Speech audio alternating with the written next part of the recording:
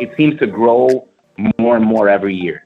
And I think the perpetrators, the bad actors or whatever you want to call them, they get better and better with how they're, go about trying to do that. The little things that used to, alert you to fraud 15 years ago are very different now.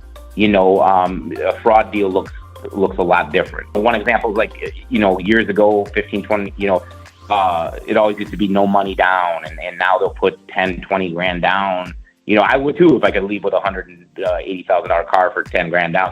So they've gotten better at masking, what a fraud, deal looks like, and it starts to look like a legitimate deal until you start digging into those things. One several steps ahead of these criminals that try to do this, and they're getting better and better. That's why that technology piece for me is so crucial, because that's nice sometimes.